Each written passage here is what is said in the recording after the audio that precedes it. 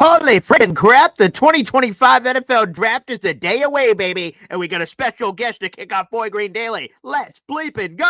I'm gonna lose my gosh darn bananas. Boy Green Daily starts now. Zoinks! Boy Green Daily, Boy Green Daily, Boy Green Daily. Let's go!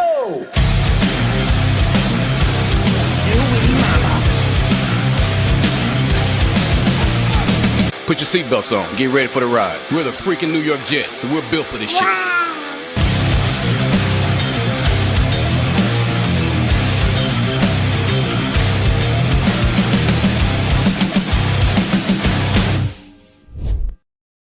Let's go, baby! I'm Paul Esden Jr., a.k.a. Boy Green. I'm the New York Jets digital reporter for Heavy.com. Welcome to Boy Green Daily. We're a day away from the 2025 NFL Draft. We're almost here, baby. Welcome to the show. Like the video, hit subscribe as you're heading on your way in. We're streaming live in 3 different places, baby. Heavy on Jets Facebook page, youtube.com/BoyGreen25, and Twitter @BoyGreen25 as well. Hit them up, baby. If you're watching on YouTube, make sure you like the video, hit subscribe. Also, shout out to our audio-only listeners of this podcast that prefer not to stare at my face, which is a growing contingent. There's no question about it. But let's give a quick heads up, baby. Let's give a quick shout out because at the beginning of the program, before it even started, MFC gifted a Boy Green Coffee Club membership. You love to see it, baby. Hit it. Oh, yeah, those sweet chimes. We'll be hearing that over the coming days. That membership went to R&R Baby, a good member, and now back to the Boy Green Coffee Club. We appreciate it. Shout out to MFC. You have 14 raffle tickets so far this month, MFC. Salute to you, good sir. If you guys would like to join the Boy Green Coffee Club, hit up the YouTube description down below. Join the Boy Green Coffee Club. It's only $2.99 a month, baby. You can help support what I do as a content creator. Appreciate it. We'll have Lindsay Rhodes, the amazing Lindsay Rhodes, here in just a little bit on the program. Former longtime NFL Network host and reporter extraordinaire, now with Sumer Sports. So we'll talk about that venture as well. Talk all things New York Jets, the 2025 NFL Draft. All of it is on the table. But I want to start here. Before we get to Lindsay Rhodes, who will be amazing, I can't wait. This will be our second time on the show. Do a discount double check on old Lindsay Rhodes, which will be terrific. Peter Schrager, my guy. I love Schrags, okay? Longtime NFL Network, Fox Sports guy. Now he's at ESPN, the mothership. And everyone that knows Peter Schrager knows that he drops one mock draft every year. And the mock draft he drops is based on sources around the league. Peter Schrager's mock dropped this morning. And again, it's from sources. And now it's at ESPN because he just got hired by ESPN. I must sound the horn. Brrr, brrr. Yes, sound the Viking horn, baby. Warren Warriors Unite. This is what Peter Schrager had in his brand new mock draft for ESPN. I've been hearing Tyler Warren to the Jets for a few weeks. This might seem early for a tight end, but in this draft, teams should just take their guy when they can get him. In Warren's case, the new regime can turn to its owner, its fans, and the locker room and say, this is what we are about. Tyler Warren to the Jets with the 7th overall pick, and I'd be a very, very happy man. So Warren, Warriors Unite, baby. Yes. Hell yeah. Thank you, Schrags. God bless. We got a lot of people in the chat. Let's get a shout out to my pop. Hey now. His catchphrase. He's out in Abu Dhabi. Okay. Across the pond. He's in international waters, and he will be joining us on the live stream tomorrow night at 8 o'clock. He'll be out there in Abu Dhabi. And as he likes to say, take that like button to Pound Town, baby. Yes, that's a free way to contribute. Liking the video, hitting subscribe. We're trying to make a chase to 10,000 subscribers. And I know surely, eventually we will get there. It's with the help of all of you. And if you have the financial resources to do so, feel free to, like I said, join the Boy Green Coffee Club or send in your super chats. You can definitely do that for Lindsay Rhodes. If you have questions for Lindsay, I highly recommend that you send that in there for Lindsay during her time on the show, which, again, is coming about 10 minutes here on the program. We'll have Lindsay Rhodes here on the program, which I'm very much looking forward to. By the way, it's 7:35 here in the States.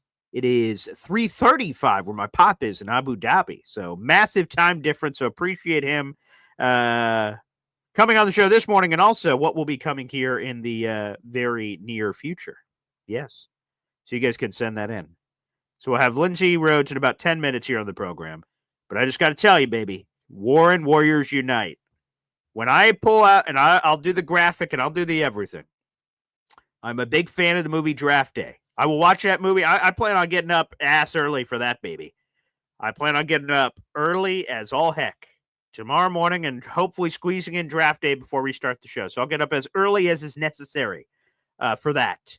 And I will consume the movie Draft Day. And in the movie Draft Day, Sonny Weaver, at the beginning of the movie, you see he has a little yellow note card. And he writes on it, insert no matter what. It's the player. No matter what, all the craziness that's going to happen on Draft Day, I, Sonny Weaver, am going to go back to this card for this player. And I will just tell you right now that what I will have written on that sheet and make a graphic out of and everything is Tyler Warren, no matter what, baby. Warren Warrior. Now, I will say this. That is who I want. And we all have people we want. All of you guys have your own little cards out in the universe. Hey, this player no matter what. This player no matter what. Whatever. Hey, that's part of the process, and I love it. See, look. Like Lucas Armamembu. Awesome. Great. Cool. All of them. Actually, let me hear the ones you have to say. Come on now. Give me all the ones no matter what. Who is the player no matter what you want the Jets to draft tomorrow night? Light up the comment section. We got a couple hundred people in the room. Light up the comment section. I see it from Luca here. So let me know who's on your list. But regardless, the point is they're all going to be different. Some of us will agree. Some of us won't. But we're all going to light it up in the comment section of telling us who is our guy. But I'll tell you this, no matter who the Jets draft, right? We've talked a lot over the last couple of months about the draft. We sure have. But I will say this, whoever the Jets draft, even if it's a guy I don't like, even if they take a guy I'm like, oh boy, not super hot on that one, I will embrace whoever the hell that is because I'm a New York Jets content creator. I'm a New York Jets fan. At my bare bones and foundation, you tear away all the BS. I'm a diehard Jets fan. So whoever that player is that joins the Army, I will welcome. I will bring him to the team, and I will accept him as one of us. So we will see. And I'm looking forward to it. Right, like Zach Quinn says, for the love of God, as long as it's not defense or Will Campbell, I can live with it. The latest buzz is Will Campbell's going 4th overall, so we won't even have a chance. If you were to believe the latest buzz out there, who knows what's real and what's not? Fact or fiction is all over the place in the universe. There's a lot of defensive hubbub. I heard Todd McShay, defense, defense. All right. Aaron Glenn's a defense guy, defense. A lot of speculation out in the universe. A lot of speculation. Not a lot of guarantees. A lot of speculation of what could happen. But this is a brand new regime. None of us know. We don't have any flipping clue. So we'll see what happens. But I'm looking forward to it.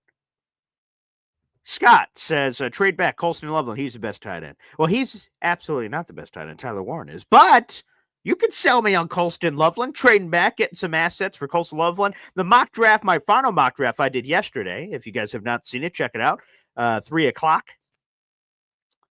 I had a trade back from 7 to 9 with the Jets and Saints, New Orleans Saints, and picking up an extra third, taking my boy Tyler Warren. Now, see, Havmo 63 says, BG's animated today. I love it. I will break the fourth wall, people. I'm a straight shooter. I keep things real. And here's the honest truth, okay? My family's not here in the house today. They are at a different location in this state. And it's not for a bad reason. It's not like I got sent to the couch, okay? It's good. They're enjoying some family time. There's no one in the house, so I can scream as loud as I want to. Perfect. No family, no kids, no fiance, no nothing. So I can scream as loud as I want to. So I can be more animated and whatnot. We've had family staying in the house, too, over the last couple of days. So you've noticed I'm more, hey, everybody, boy, Green Daily. So I've been a little bit more whispery. Now I can just speak. And good. We have, of course, Lindsay Rhodes on the show coming up here in just a few minutes. So I want to make sure I'm bright-eyed and bushy-tailed, baby. So let go. So, yes, I'm glad that you noticed how much more animated I am. I love being animated. I wish I could every day. If I, was in a studio away from more people, I'd be screaming every gosh darn day. You know what? I always say this. You don't control the cards you're dealt in life, but what you can control is how you respond to them. And that's why I try to have a positive disposition. I hope that energy is infectious with all of you guys out there in the universe. It means a lot to me that we could just sort of, we have no idea what the hell life is going to hand us. But you know what? We're just going to grab by the balls and just go to town. All right, let's get some other comments in here before Lindsay Rhodes joins us here. Danny, in real life, I told you Kyle McCord's career arc comparison is Kirk Cousins when he drafted in the first round. Recently saw him as comp. I had not seen that comp. Kirk Cousins has had a friggin' awesome career, man. I mean, I know he's getting clowned right now in the social media streets, but Kyle McCord has had Kyle McCord. Yeah, I hope he does. But Kirk Cousins has made buco bucks. He's put up video game numbers. I mean, he's had a wonderful time. Yes, absolutely, unequivocally. If Kyle McCord, you guaranteed me he'd have Kirk Cousins' success in the league, I would 1,000% draft him in the first round. For people that don't know Kirk Cousins, man, let's pull up the Kirk Cousins stats, man. He said, I know I looked it up for a story I did a couple years ago. Like, look at these numbers in between 2015 and let me go all the way up to, we'll go 2022. From 2015 to 2020, let's add in 2023. Let's add in that one too. But if you go from 2015 to 2022, we'll keep it there. He had 4,000 yards in all of those seasons but one, 4,000 yards or more. He has 3 plus 30 passing touchdowns. See, I mean, he's had incredible success. So I'm rooting like hell for Kyle McCord. He probably will not be going first round. Probably not second round, but we'll see where he goes. I don't know. I guess we don't really know with this quarterback process. I'd love to see Kyle get to a good spot. I'm really high on Kyle McCord.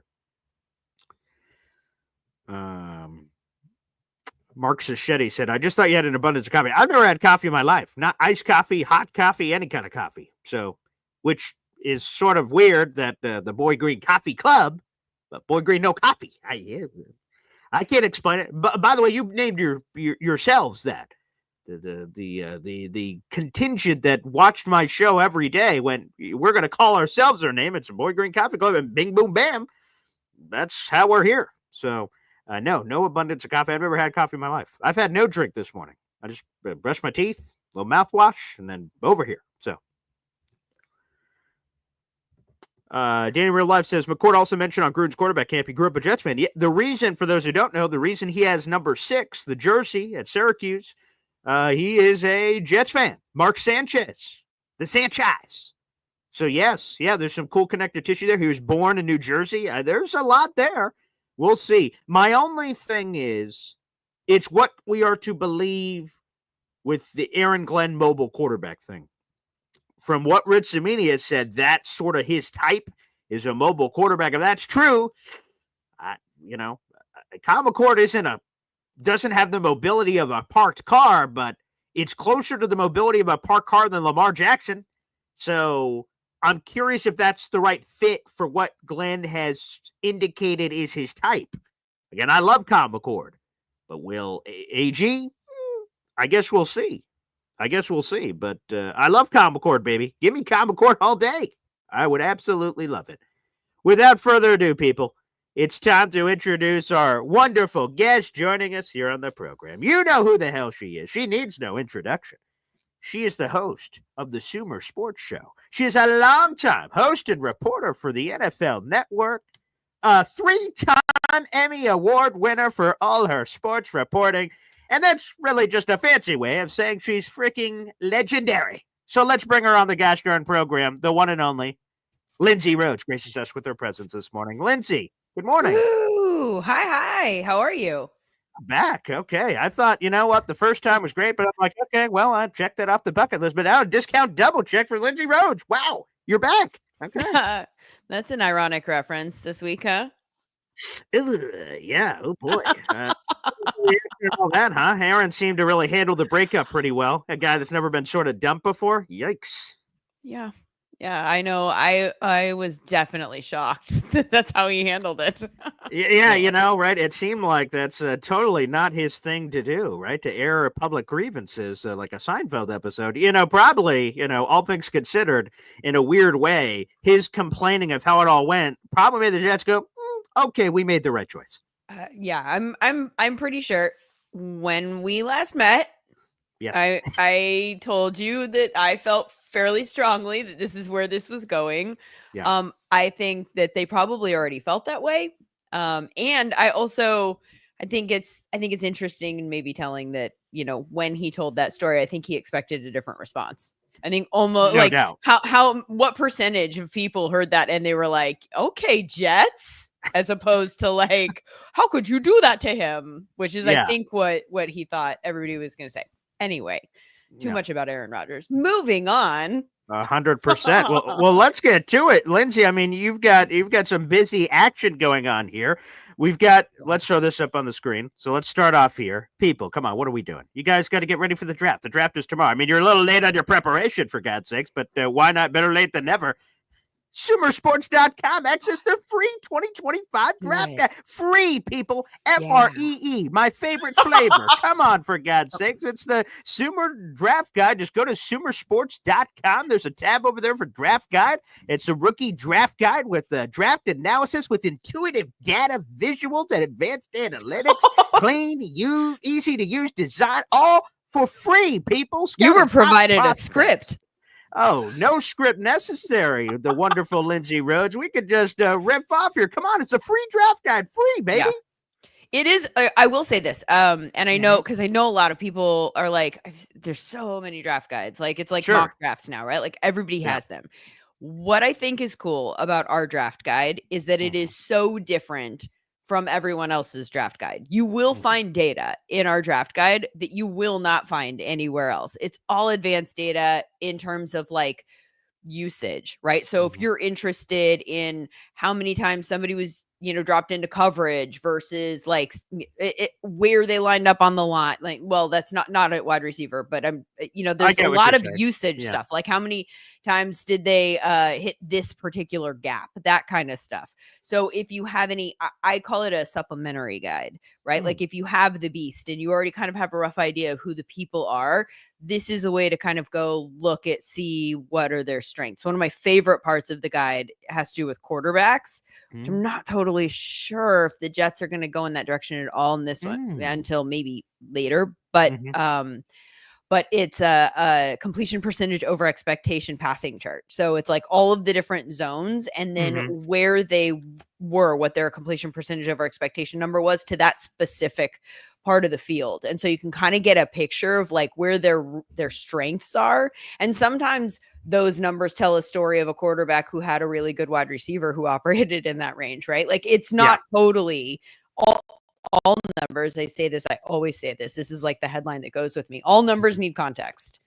So I'll say that. And that's definitely true with the numbers in this guide. But I think that you'll find, and again, it's free, sumersports.com. Just go check it out. Easily searchable. It's good on your mobile too. Ooh, it's mobile friendly. Wow, if I love you're just that. like sitting on the train or something like that and need something to do. But anyway, that's my pitch for that. Well, we appreciate the pitch, Lindsay. And tomorrow night, the draft show for Sumer Sports is going to be happening. And good Lord have mercy here, Lindsay. I mean, there's Lindsay Rhodes. Okay, self-explanatory. That makes a lot of sense. Longtime former NFL general manager Thomas Dimitrioff. Add him to the group. Sam Brookhouse, former college football player. And Sean Syed is director of communications at Sumer Sports. The X's and O's guys wizard here.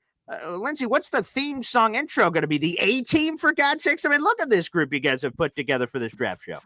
Yeah, we've kind of checked all the boxes. Sam is one of our data scientists. And then Sean is, I mean, if you're not familiar with Sean Syed, you should get familiar if you are a sicko. Like this is a level of X's and O's breakdown. He is just into scheme stuff. He doesn't care about all of this. I mean, we're like twisting his arm in the butt to this draft to join us to talk about it.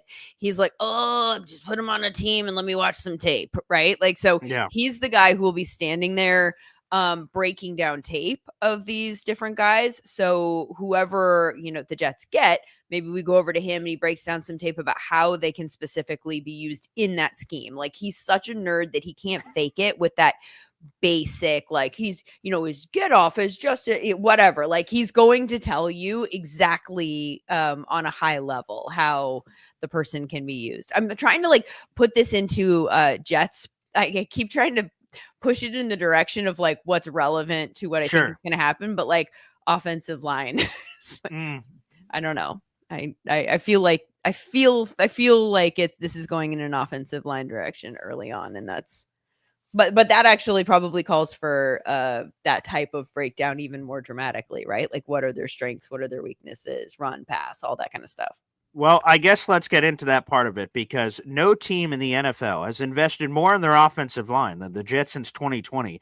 They have invested 3 first-round picks, and not just 3 first-round picks. So some teams have also invested 3 first-round picks since 2020, but no team has invested 3 top 14 picks on the offensive line. Mekhi Becton, God bless, Super Bowls, and now a bunch of money over there on the West Coast. So he's doing pretty fine.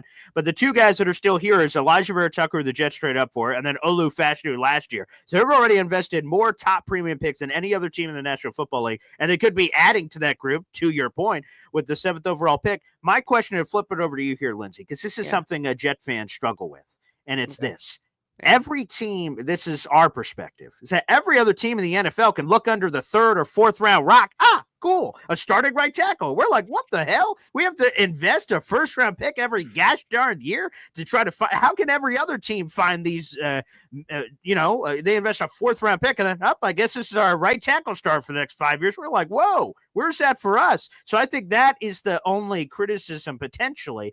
And again, it's very popular to put a right tackle to the Jets at 7th overall. I think some people struggle with the premium investments being that deep. Do we have to continue to invest? Can't we find it a different way? The question, I think, I would love to see a list of left tackles that are found in the later rounds. Because that might just be a blind spot that I have. That's entirely possible. But I feel like tackle in particular, not guard, not center, obviously. You're the people watching. You're like, I'm not new. You don't need to explain positional value. Offensive tackle in particular is one that I just think is hard to find people who, for whatever reason, who have played it at the college level, that can play it at the NFL level and can continue to stay at tackle. Like it is the one position every year you go to the Senior Bowl and you're like, hey, out of all the tackles here, who's actually a tackle? And there is not a lot of agreement. And so the pool of people that you're pulling from is so small to start off with. And then it becomes like do we actually like the whole pool? And Brandon Thorne, who does, I think, great offensive line analysis. Okay, good. You're familiar. I pulled him aside at the Senior Bowl and I was like, how many like tackles are there in this draft? And he said 4. There are 4 guys. 4. So my point with offensive tackle is and with at 7 for the Jets, because I know that like people want to put a tight end there and people talk about the tight end class being special at the top and then deep. There are a lot of good options. It's that depth issue that pushes me towards them addressing that later, because I do think that a tight end feels like a really interesting position to address, especially with this particular quarterback and the way it's constructed. I just think you have to address the offensive line. You cannot continue to, you just have to give Justin Fields his best chance, period. Like you can't have another quarterback come in and just not have success. And I think that that's already on the table. Like you have to do so many things right for Justin Fields to be that much better than he's been in the NFL already. And so to have built-in question marks like that just feel really tricky. And I don't know that you're going to find a tackle later on. And so, I have Armand Mimbu mocked to the Jets just like everyone else. I know it feels so chalky and disgusting. Kelvin Banks, I think, is an option there. We actually so we have a Sumer score metric, which is, like every team grades every play, right? Plus minus however many points. We have the same system in place, but we taught a computer. We trained it with like a lot of years of football plays, and it learned the pattern of, it's really cool what it can do in terms of, it understands like how the movement of one player impacts what's likely to happen elsewhere on the field. So if like the pass rush comes, all of a sudden that changes which wide receiver is likely to be targeted, which side it comes from, that kind of stuff. And so it also scores every play on a frame by frame basis. And the reason that I like this is because it's player agnostic. It doesn't care who the player is. There's no built-in like, well, this player is usually good. Biased, right? Yeah, right. None of that. And so you can pull up the numbers and then contextualize them with conversation later. Anyway, that's a long buildup to just establish what the Sumer score is. And Kelvin Banks actually is in the 98th percentile in our pass block Sumer score and in the 94th percentile of our run block Sumer score. He scores better than Armand Mimbu does in our metrics in terms of what he did on the field tracking data related in college. The thing that I'm concerned about right there at 7 with Kelvin Banks is the opinion of other people who are deep in the O-line weeds. And that is the aforementioned Brandon Thorne and Duke Manyweather, who Duke tweeted out last week some concerns that he had about him, specifically saying he thinks he's a guard. And then Brandon co-signed his thoughts. And it's just that one level of like, they think he's a guard. And so I think, and it's possible that Duke Manyweather works with certain clients and maybe he's boosting his guys and trying to like take down the guys who aren't his, not take them down, but you know what I mean? He's not as invested in pumping them up. But I mean, if you have options at 7 between two tackles, if the Jets view them similarly, and I have no way of knowing whether they do or not, if somebody's a guard and you've took him at 7, like, I mean, maybe long-term that's fine. It all comes out in the wash, but you need a tackle. Like you need someone on that right side. So that's why I'm leaning Armand. But again, who knows? It'll have to do with how they see all these guys and how they set their board. But I think you have to go tackle just because of the lack of options later. And those two you mentioned, again, legends in the business, and Duke and obviously Thorne. And add another one to the list. You mentioned it earlier, the Beast, the most comprehensive draft guide on the planet. Dane Brugler has Kelvin Banks as a guard, as the second best, as a guard specifically, and the second best guard in this class, which gives some people the heebie-jeebies to your point, top 7 pick at potentially guard. Again, once you sort of get years away from the draft, you sort of forget the entry point, but still to the point that there is some questions that sort of get you. And plus, there's some labels of guard out there. He played left tackle at Texas. Now, the cool thing is he did it. He arrived as an 18-year-old at Texas and plug and play. He's played 42 games at left tackle for Texas, which is awesome. But the Jets have their left tackle, hopefully for many years to come, in Olu Fashanu, who they took 11th overall last year.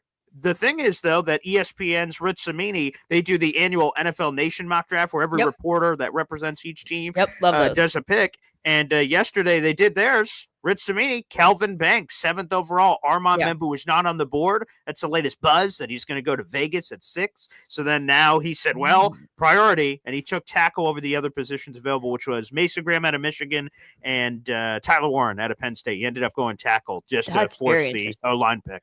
Well, it's interesting that Mimbu, I have not seen much of that. I have not seen Mimbu not available. That's entirely possible. I fear 4 and 6. New England at 4 and then Vegas at 6. Those are the two I fear for the Armand Mimbu pro camp. Vegas, I think, is fascinating in terms of what they could do. Sure. I think that 5. So I don't see Mimbu going to New England just because Morgan Moses, our boy. Yeah, thanks for bringing it up, Lindsay. Yikes. I know, sorry. Appreciate that. Yeah, sure. They've got him on the right side. I think they have to go left. Correct. And again, going back to Duke, maybe overvaluing his opinion, but like, I mean, I could turn on tape and tell you what I think. Like, why would anyone care? You know what I mean? Like, in terms of like Duke Manyweather's literally like, the people whose opinions should matter most are, he says, forget everything you're hearing about the arms. He's a tackle. And he says it so emphatically. And like, that's his bang the table point for this year about Will Campbell. So I think Will is the guy at 4. Again, who knows if a team will view this differently, but I think that Will is probably the guy at 4. I don't think that they go right. And so I think what is potentially upsetting the trickle down that we'll get to you is 5 and 6. And What's happening at 5, Lindsay? I've heard Mason. I've been beaten with a Mason Graham hammer over my head the last 4 months. But at some point, don't we all just say, wait, whoa. Everyone just stop what you're doing. Does this make sense that we've all just come to this random ass consensus at 5th overall? It's just going to be Mason Graham. What if, and let me just throw it out here, what if it's not Mason Graham? Then all of a sudden, all hell's breaking loose. We're running around with our heads chopped off. Like, what's happening at 5? Okay, so here's where I go, because I understand the especially, again, this is a lack of consensus draft. Is Mason Graham by far and away the best defensive tackle? Is it possible that somebody has like Derek Harmon number 1 on their board, or like one of the other guys, right? That sort of surprise, right? 100% it is. It is possible. And so if they don't see that much difference between them and they think maybe I could get one of these other guys, at the top of the second, or trade back up and get, to the bottom of the first somehow, and get one of those guys there, then maybe that changes this. I tried to go in a different direction at 5 on my mock draft partially because I was like, everyone has the same top 8, right? Like there's got to be a different order here. And so let's play this one out. And I've heard the intangibly rich stuff that they said down there led a lot of smart people to be thinking like maybe they really like Jalen Walker, feels like a Jalen Walker note, or Ashton Jeanty. I know there's been a ton of Ashton Jeanty. I'll get to Ashton Jeanty. Jalen Walker just doesn't make sense to me. It could be Jalen Walker. But I feel like with the pieces that you already have in place there in Josh Hines-Allen and Trayvon Walker, it just makes Walker, sense. Georgia. Yeah. Just plug in the tackle and have those 2 edges. You know what I mean? Now you're building out a line where they all kind of work in concert. Could you kick Trayvon Walker inside and have another edge rusher in Jalen Walker, who can also, he's like that versatile guy who could also play some linebacker. If you see him just as a linebacker, you're not going to take him at 5. Positional value standpoint, like that's terrible. If you take him at 5, you plan to use him at edge. And so I just don't necessarily see that with the pieces that they have, and trying to build out the best roster for a defense that was terrible last year. I mean, the offense wasn't good either. And that's a point that a lot of Jags fans make to me. Here's the thing that I will say that I know is not popular. Okay. A running back is like Saquon Barkley, incredible this year. Did it change things at the running back position? Did Derrick Henry change things at the running back position? Is it back? I don't think so. I think what they proved is that, I know, sad. What they proved is that a running back can take a good team that already has the ability to win and make them a team that can win playoff games against very good teams. They're an edge. They are the team that puts you over the top to win a Super Bowl. They're not a team that turns losses into wins. And we saw that, tons of evidence of that. Saquon with New York. They built around Saquon. How did that work out? Like, you need other pieces from a positional value. And then there's the component of, if he goes at 5, he's the 6th highest paid running back on day 1 in the NFL. He has to hit. He has to be the best running back in the NFL. And you might be super confident that that's going to happen, but also with Bijan Robinson. I mean, there's so many examples of running backs that are taken by teams that need other things, and they don't flip the script. They're really, really nice to have, but they're a luxury. And I do not think that the Jaguars are in a position to have a luxury pick at 5. I think you have to get a guy on the field that can impact every play in a way that we have seen more evidence will actually flip it. And so I don't like Ashton Jeanty. They're also, and I know I'm talking a lot about Jaguars, and this is a Jets podcast. No, that's all right. Trying to figure out the flow. No, sure, we appreciate it. I think you have to look. One of the things that I look at is like the way that the decision makers operate, and in this case, they're brand new. Sure, right. Liam Combs never been a head coach. Gladstone has never been a general manager. But where did they come from? We are all products of the things, the lessons that we've learned and the experiences that we've had. Gladstone comes from the Rams. What are the Rams operating with on offense? A 5th round running back who's been great, right? Where is Liam Cohen coming from? The Bucks. Who did they draft last year? Bucky Irving in the 4th round. Great. Rashad White, the other running back there, they got in the 3rd round. Like, there's nothing in their background to say that's where we build. We build around the running back. And then this is where I feel like I become a hypocrite to a degree. Then I pivot to 6, and I don't hate him. And it's not that I'm like, yeah, I would do that move, but I could see it happening because Pete Carroll's history tells us that he absolutely needs a running back there. That is how he wants to build his team. That is his priority. And not necessarily that he signals all the time, like from a standpoint, but it is like if somebody's going to go 60-40 run pass ratio, right? Like it's Pete. He wants to do that. I also think that their offense is set, and this might be a built-in bias. I don't know. I'll just raise my hand and say this might be messed up. I kind of think if you put Ashton Genty in the Raiders backfield, the way that their roster is constructed, and then you go get a specifically good slot receiver in the 2nd round at the top of the 2nd. If Egbuka is still there, oh gosh, power slot guy, I don't think he'll be there. I think he's going to go in the 1st, or like a Luther Burden or something like that. Now your outside guys, Jacoby Myers and Trey, who can take the top off. Now they look a little bit better because you've got this guy operating on the inside with Brock Bowers and Mayer. And like now I think those 2 pieces, if you plop them into that offense, defense still needs a whole heck of a lot. That's a different conversation. But I think that the offense could actually be pretty good pretty soon. So anyway, that's a lot of rambling about what I think about 5 and 6. Well, I'll tell you, I have sort of battle scars about it, about what you just said of trying a new regime. And okay, let's try to figure out what is their past. Maybe that can indicate what's their future. I go back to the Robert Saleh regime. I'm like, oh, 49ers. I know a bunch of people over in 49ers saying, let me call them up. Okay, give me the spiel here. The Jets, they're picking 4th overall. They're picking 10th overall. Like, what's the deal, man?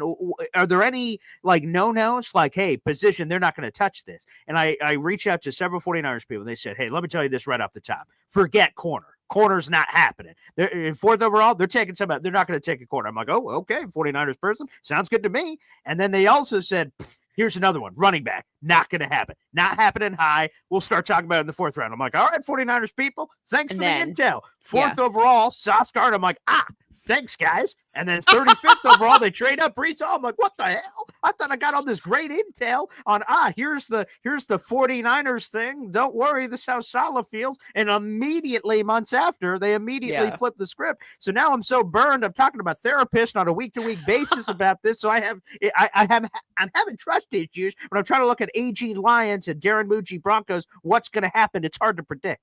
You know what's funny about that too? And I know this wasn't your point.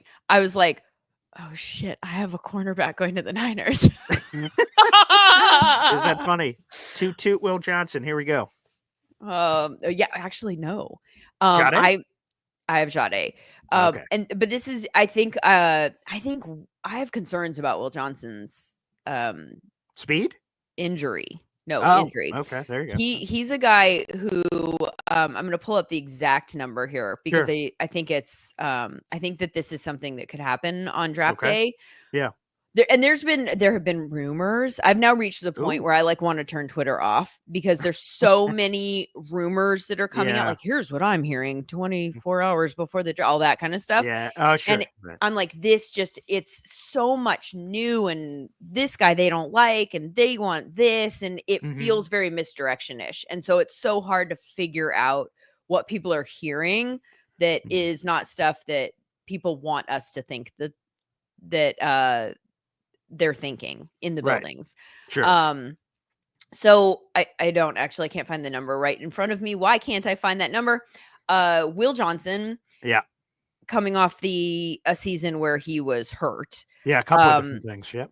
He had a coverage score in for our Sumer score metric that was concerning to me. I can't find the number. Good God, I'm a moron. But let me just roughly estimate for you. That's okay. Yeah. It was like a 53rd percentile coverage score for us last year.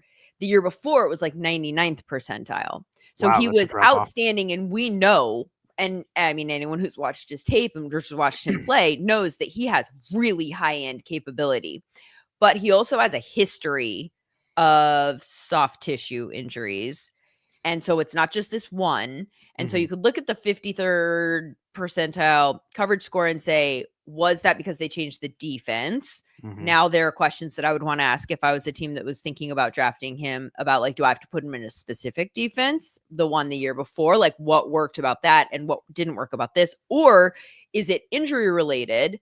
In which case, hey, we'll just bump back up to the 99th percentile if he's not playing hurt. But then you have the history of injuries and the possibility he's going to get hurt again. And if he's a 53rd percentile coverage corner when he's playing hurt, then you have to bake that into the range of outcomes of what you're getting. And so So Will Johnson should be prepared for a slip and slide on draft day, is what you're saying. I think it's possible. I think it's possible. And other people have a better idea about the medicals. That's not information that I'm privy to. I just see that number and I get curious. And then I start hearing, again, this is before I started tuning out the world. I started hearing, he might fall. Albert Breer saying that, there are concerns that he might fall because of the medicals. Well, I think that actually matches what my concerns are. And so I think that that's interesting. Well, fair enough. Again, we've got Lindsay Rhodes here, multi-time Emmy Award winner extraordinaire, host of Sumer Sports. Again, we've got the Sumer Sports Draft Guide. It's absolutely free. Hit it up, baby. There's the link on the screen for our audio-only listeners. That is Sumer Sports, SUMER Sports.com to access their free draft guide. There's a tab for the draft guide. You can click that, access that for free. Lindsay, let me just ask you straight up. Do you believe in Justin Fields? Maybe. Like, maybe. I think I am in the Justin Fields fan camp of the people, that are in my space. I think I'm probably a stronger proponent than most people. So that said, that's not the reaction you wanted, right? I think well, we sort of got there. Maybe I'm in the room. Oh, is that Lindsay over there? Oh, Lindsay, come on over. Yeah, I heard a little. I think it could work. I have to bake in the possibility that it's not a high-end outcome. Like, at this point now, there's enough of a sample size, right? But I still think I don't think he was ever used right in Chicago. I thought it was infuriating to watch the way that they built the offense around him, how they used it, what kind of plays they called, didn't, and what they did. Trading up for a quarterback that you gave up a future first for, plus a first round swap and whatever else was included, and then to your point, you have that result where what the hell? What was the plan? It's. I mean, everybody has this moment in life where you're like, man, you think everyone that's in a position of like power, whatever, that they're so smart and that and then as you get older, you're in rooms with people that you would have thought that about. And you're like, oh, they're just like normal people. And maybe they're not even that good at their job. Like, that's kind of how I feel about some of the people in the NFL. And yeah, so I don't like the way he was used. Then he goes to Pittsburgh. I don't think he was that bad. Like, I don't either. The shift there felt like they thought that it didn't have a high ceiling for them, and they wanted to see if the other option had a higher ceiling. Isn't that ironic? And then that gained a lot of like traction after his first game was successful offensively, Russell Wilson's. Against the Jets. Thanks for bringing that up. I was a hater. Yeah. I was the hater who was there going, I didn't like it that much after the first game, because I didn't think that he did anything that answered any of the questions that we had about who he was coming in. They did have offensive success, but George Pickens made out of his mind catches.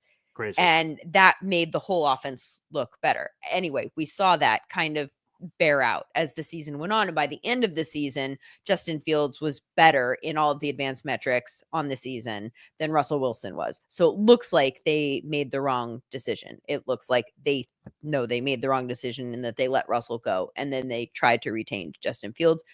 I think it's very smart of Justin Fields to give him the double bird. Yeah. What kind of gall from Pittsburgh to say, yeah, hey, you're benched, buddy. I know you're 4-2. I know currently you're in a career high in completion percentage and interception percentage, all this stuff. Sorry, sit on the bench. And then to have the audacity after the season come back, hey, Justin, hey, baby, it feels like the Adam Sandler thing in Happy Gilmore, where he's like, get lost. See you, loser. And he comes back, I'm sorry, baby. And he's going to the intercom. I'm like, what the? Of course Justin Fields told you to pack it. So if any Pittsburgh people are like, whoa, where'd that come from? That just seems like a lack of awareness. Oh, 100%. Yeah. Yeah. You don't put the girl you're dating on hold so that you could go date somebody that you think is hotter and then call her back up. And like, if this is actually the girl that like you want to date, that doesn't tell Yeah. you to go somewhere else. Yeah. So I think it's great that he's getting another option, or another opportunity. I'm hearing that they like him. I'm hearing that Okay. they like him because uh I actually was going with the idea of whether or not they were sort of building out the room with Jalen Milroe in mind, Mm, not to immediately be the starter, but I think he'd be an interesting option. where's he going on draft night? Well, that's an interesting question because I think that Maybe. after Cam, I think it's a free for all.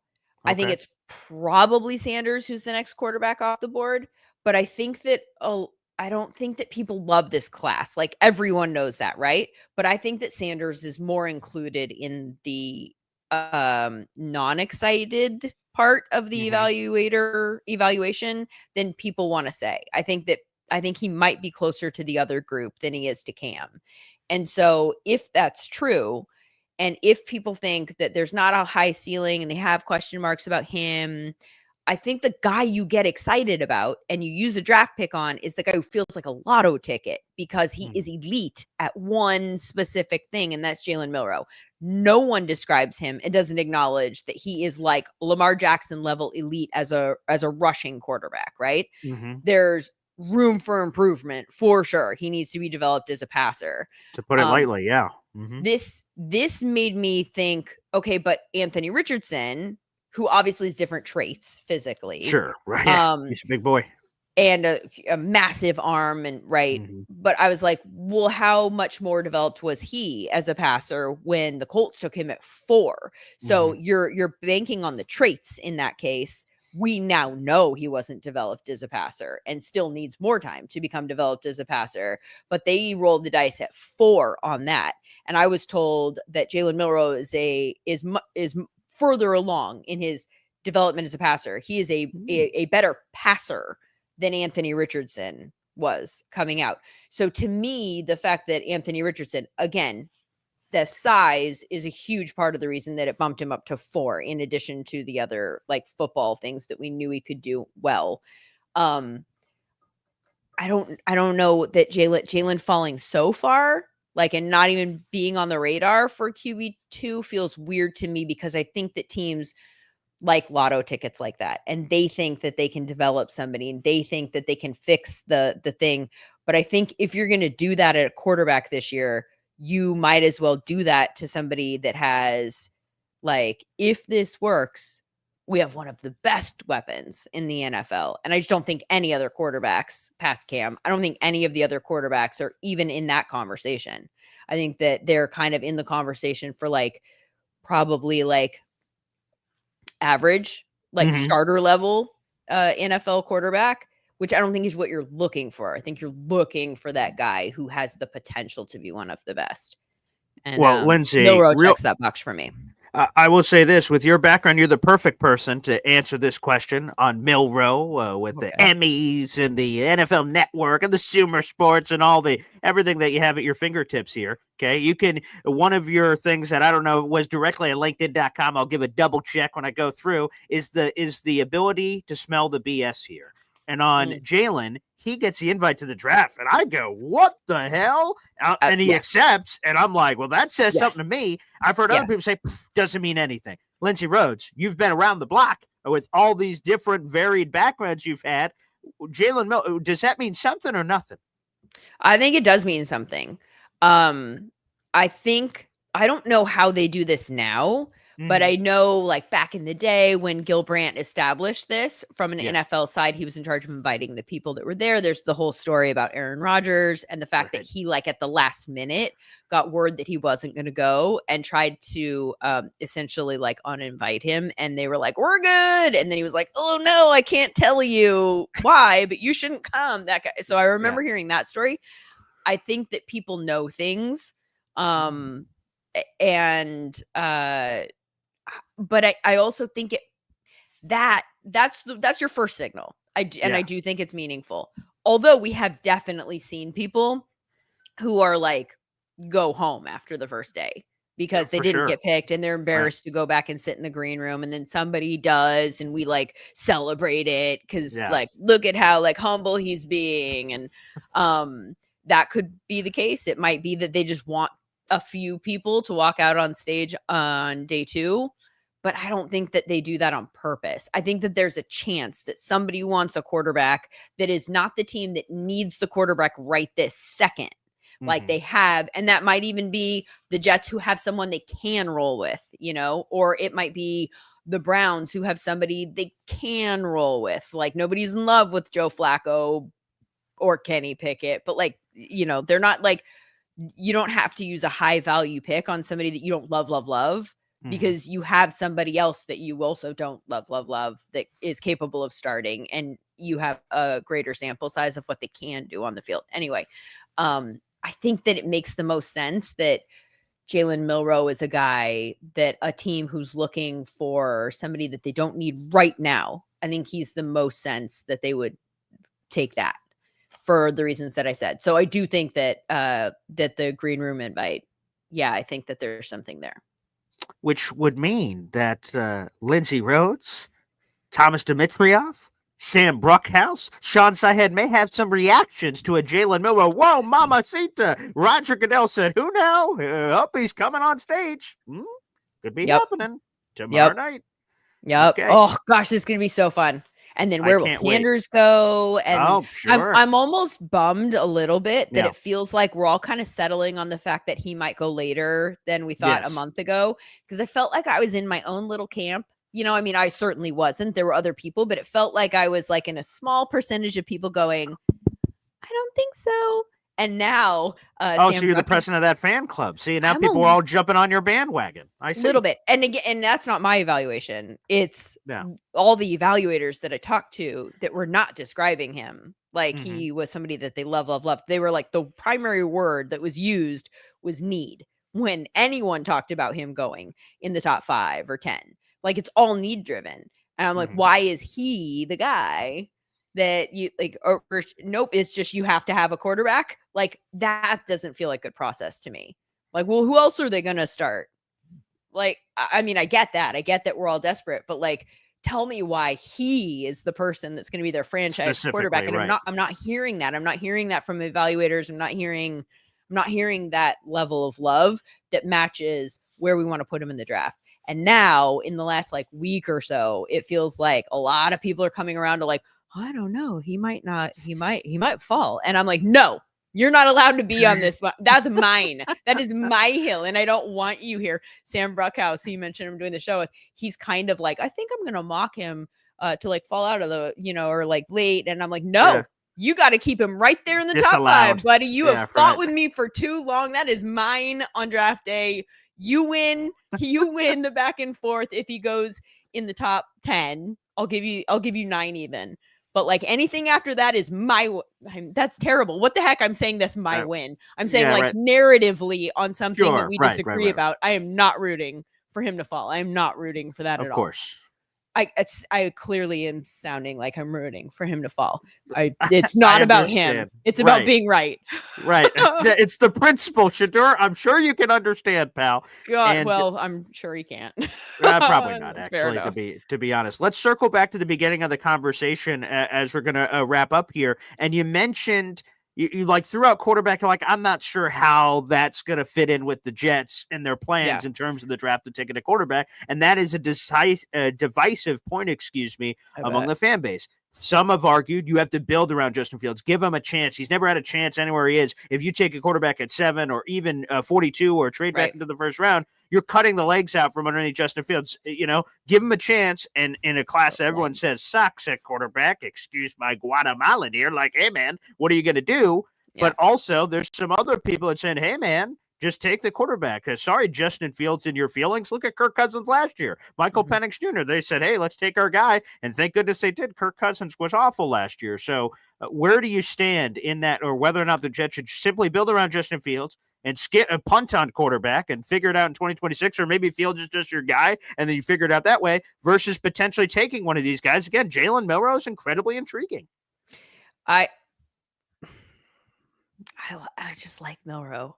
And I really like, I mean, I like the idea of Milroe in the specific way that I said, right? Like, so Right. if you can get him in the second, hold on, I'm pulling up where all of the Jets picks, so that I kind of have a full picture of where the 7, different 42, spots are. 73, 110. Those are their first 4 rounds. So 7, 42, 73, 110. Okay. Is he even there at 42? Yeah, I'm leaning towards no, but like, especially with all the quarterbacks in that ago, early second, right? You got Cleveland at 33, you got Giants at 34, you have Saints at 40. Yeah. It just feels like if the Jets really want this guy and you don't want to take him at 7, then we're playing the dangerous game at dice. Like, are you able to trade up to something? I know. And you kind of have to get to the back of the first, because correct, if it is a quarterback and he does hit, and honestly, so thinking this one out, you need that 5th year if you're going to develop Lamar him. Jackson, baby, pick 32. Let's go. 100%. But also, I'm thinking Jordan Love. I'm thinking of the position I'm thinking of the position that the Packers were in terms of having to pick up the 5th year option after a certain number of years, and the position that put them in terms of when they had to get him on the field so that they could see if they were going to move on from him and make that decision with the whole Aaron Rodgers back and forth and the dynamic that created. We were like counting, like, wow, when do you put him on? And you have to, if you're going to do the 5th. And so I think you need that 5th. If you don't have the 5th, then you have to make that decision on him sooner, as far as like, do we need something different? You have to get him on the field. So I kind of, I think if you're going to take him, there's benefit to moving up at the end, like Lamar, like you said, and getting that 5th year, just so you have more time to develop him and to figure out whether you want to pick up that 5th year option, or if you need to make a move in some way. Like, you don't want that, to even be on the table right now, because you want to absolutely want that. But you have to make business decisions. And so if you're taking a quarterback that is developmental, to your point about not putting that behind Justin Fields, I think you could potentially sell it to him and say, like, look, we took him early. I don't want you to think this means that he's like staring down, that he's like breathing down your neck, because he needs development. And I think that they can sell him on, we have to work with him. We think he might have really high-end capabilities, in which case now we have a trade asset, something that we could sell to other people. We've got a piece, but also, they have to be smart as a business and build for the long term. And, Justin Fields has to know that at the very least, he has to prove it. Like, he's not a guy that you should be like, hey, let me take like good care of your feelings right now. Like, you want everyone to feel empowered enough that they feel comfortable to just let loose and not play tight and stuff. But I think he already understands the lay of the land. Like, he has to play really well this year. And so if he does, then they don't have to pivot to Milroe, and they can keep him. But if he doesn't, or if he gets hurt as a quarterback who also runs, they need a backup plan. It's probably not ideally Tyrod Taylor at this stage. Right. So maybe they could sell that to him. But also, if he falls to where they are, that's a much easier sell. And I think 100%. He fell into our laps. We weren't expecting him to be here. Oh yeah. It's a good sell. Lindsay Rhodes, you are an absolute legend. Everyone in the chat was worshiping and bowing down to the temple of Lindsay Rhodes, for goodness sake. And why wouldn't they, for God's sakes? I could talk to you forever. We gotta talk to people at Sumer Sports. We got to get another show going on. So Boy Green Lindsay Rhodes action, for Pete's sake. It was terrific, and we'll have to do this again very soon. Let's do some final plugs here, Lindsay. Again, we got the draft guide. That's for free. Jump on Sumersports.com. sumersports.com, SUMER sports.com, free draft guide. And of course, your guys' live draft show, the A-Team. Tomorrow night, 7 o'clock. We're a day away after all this speculation, Lindsay. Terrific. Yeah, let us be a second screen for you. You know, hey now. maybe put up the draft, maybe mute that.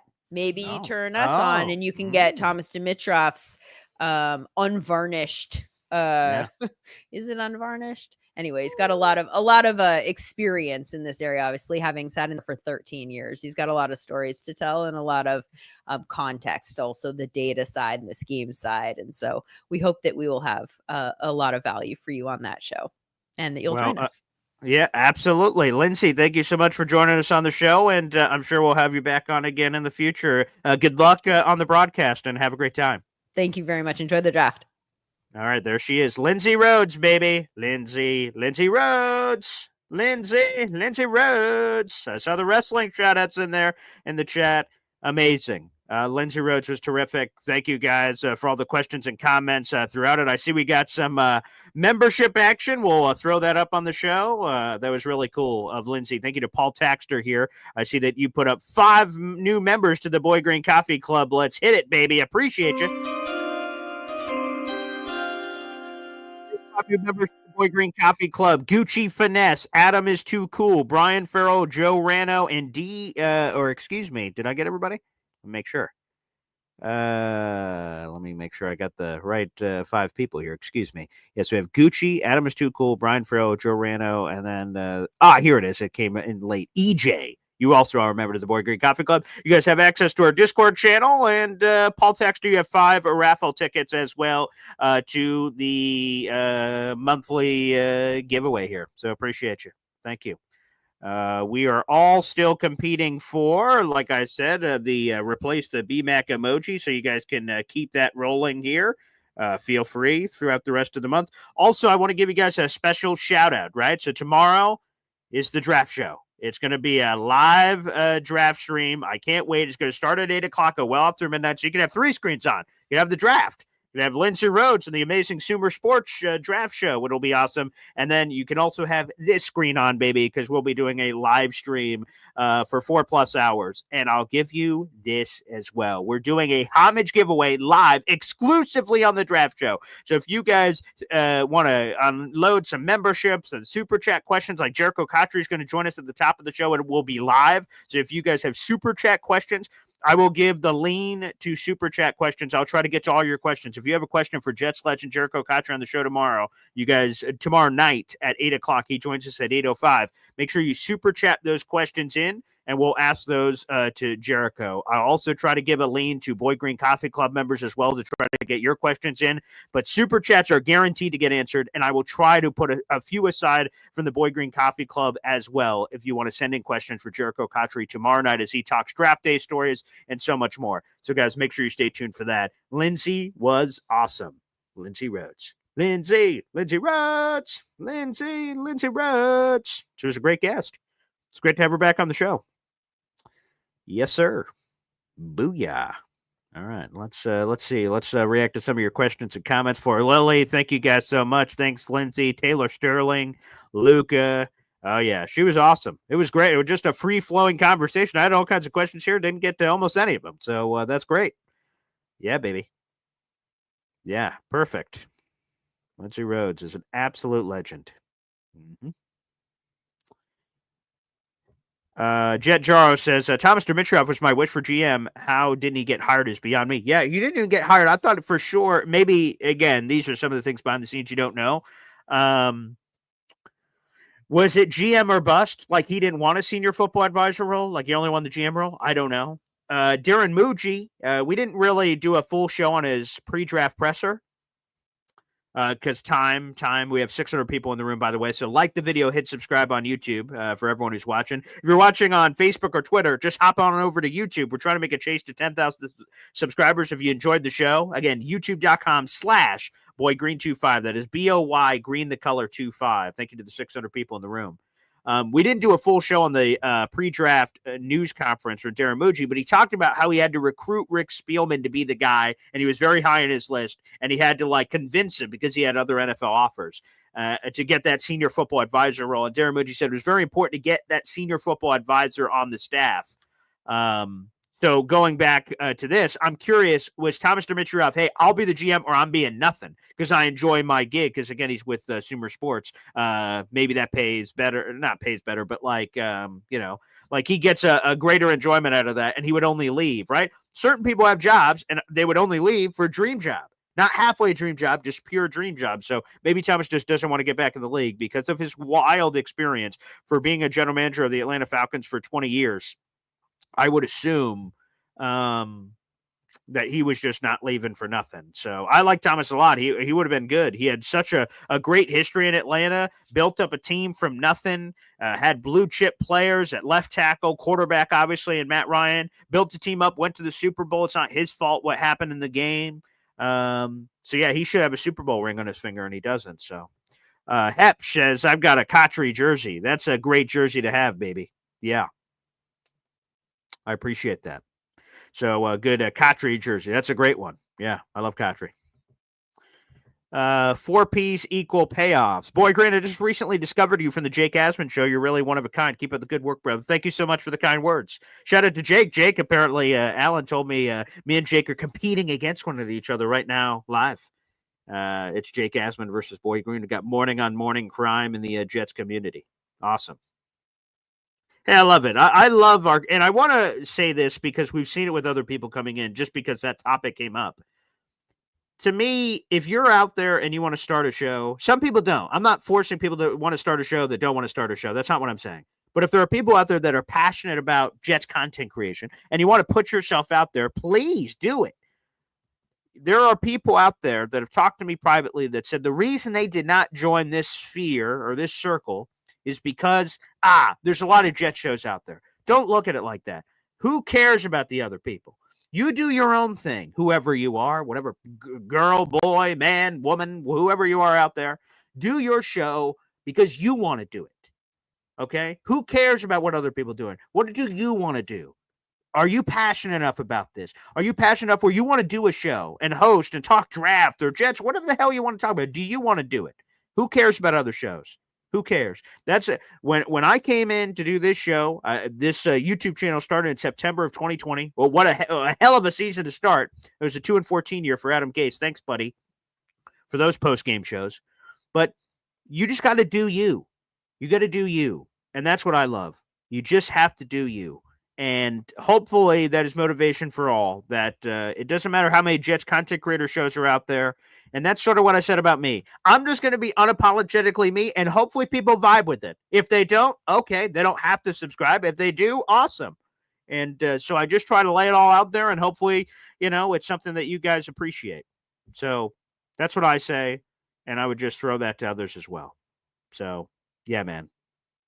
So again, some shout outs here. The Jets Ward out there on Twitter. June the GM is another one who's doing his own YouTube content creation. Jets Ward is another one I remember off the top of my head. I don't want to start naming people because I'm going to forget people that have just started channels within the last couple of months because I'm going to miss people. Ricky New York apparently has started a channel. So, but all you guys out there, awesome. I love supporting it, man. You make us a stronger community. I don't look at it like competition. Of course, there's friendly competition, like we're both fighting for guests or this or that or the other. But, I don't look at it like that. I think it's great for the community. I don't go, competition, gross, disgusting. No, I'm going to tell people to don't do shows. Hell no.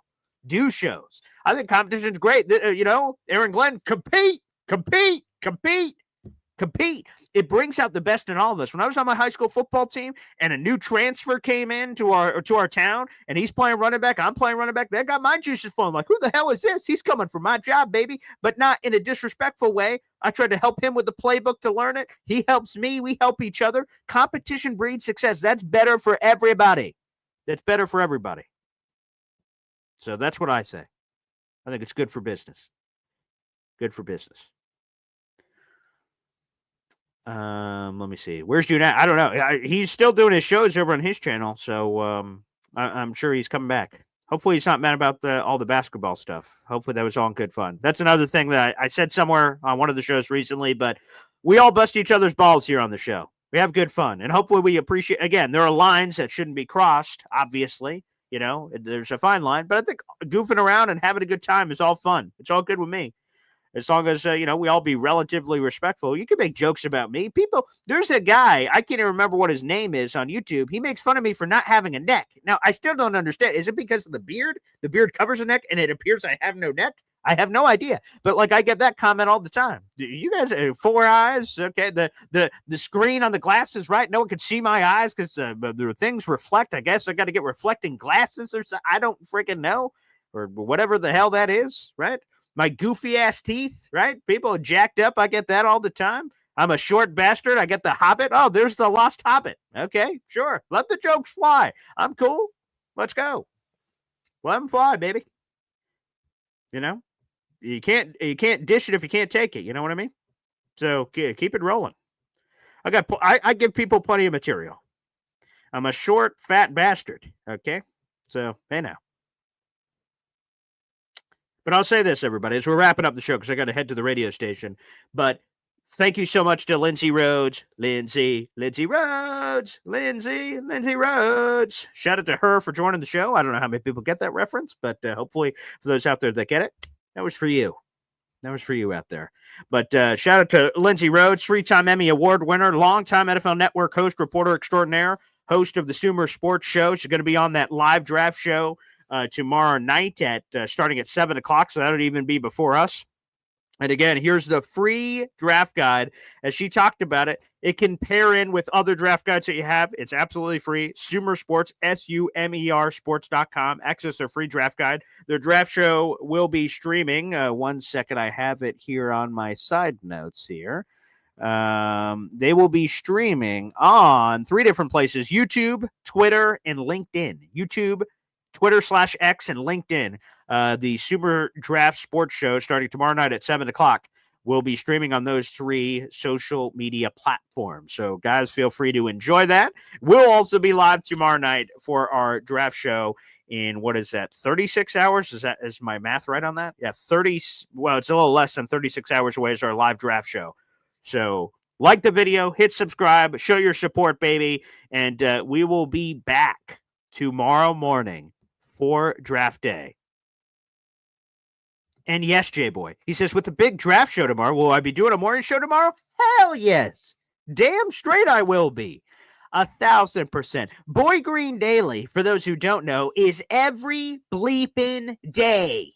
Every day, 7:30. Easter, my birthday, the Kwanzaa, doesn't matter, baby. Every bleeping day is Boy Green Daily. Boy Green Daily, not Boy Green Sometimes Daily. That name isn't as catchy. It's Boy Green Daily.